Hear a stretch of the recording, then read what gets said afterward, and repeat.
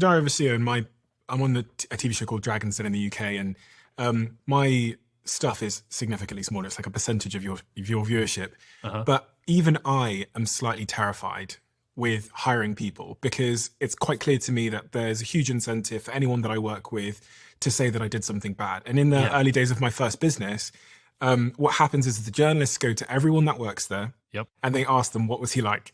You have the same problem. You have the Yeah. same conundrum where anyone has an incentive that works for you. When they leave, so many different incentives to throw an arrow at you on the way out the door. How do you contend with this? Yeah, I mean, you hit it on the head. I have 400 or 500 people right now, but we've also worked with thousands of people in the past, and so I think it's just what comes with it. But at the end of the day, as long as what we're doing is moral and ethical, like you said, they're gonna throw arrows, but I'm just a problem solver. It's like whenever I see the metaphorical arrow, I just go, what's the problem? And if we did something wrong, how do we fix it? Or if it's not an actual problem, it's just rumors. I mean, it is what it is. And so, yeah, I think it just comes with part of it. I mean, it sucks and it's unfortunate, but you also have to think like most people don't like their jobs too. And so it's not like this is even specific to our industry. Like, just go ask 100 random Americans of all the jobs they worked in their life, how many did they deeply enjoy and would they have nothing negative to say? So I think it's just part of it. It's almost like a pastime for a lot of people just to like trash talk their old jobs or whatever. Has any of that stuff ever got to you?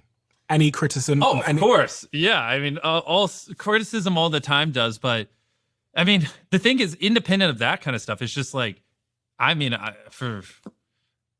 we are averaging like 200 million views a video. Like, most of it unique viewers. Like, we're talking like 2+%, sometimes 3% of humans alive watch every piece of content I put out, depending on how well the channel's doing. And so, like, that means like I could upload a video.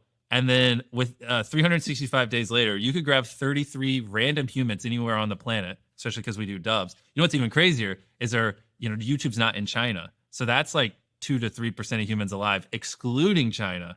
Or China's mixed in there. But if you just take people excluding China, it'd be more like 3 to 4%. But you could just grab 33 random people on the planet, and one of them on average would have seen that video because the views are so fucking high. So yeah, I mean, there's a lot of criticism that's thrown at me. And the thing is, since our stuff's so global, sometimes, transcends culture and not everyone views everything. And so everyone has different opinions and stuff like that, which is why it will drive you crazy at our scale if you try to make people happy. Because even if 99% of people are deeply happy, which is an insane hit rate. Like if you make a piece of content, 99% of people that watch it love it. That is wild, which that kind of stuff doesn't happen. But in our case, if just 1% is unhappy, that's 2 million people, which is more than anyone else even gets on views on video. So, which will feel like an insurmountable amount of criticism and feedback. And it's very easy to like trick your mind into thinking, damn, everyone hates me because you just, focus on the 1% instead of the 99. So I just came to the point where,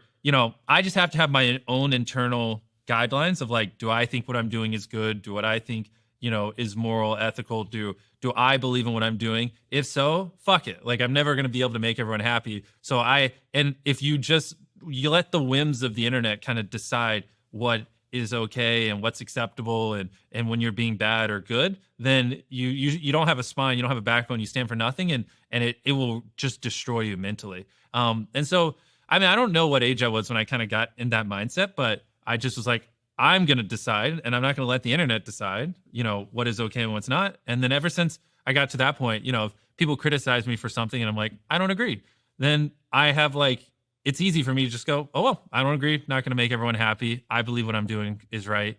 And just move on.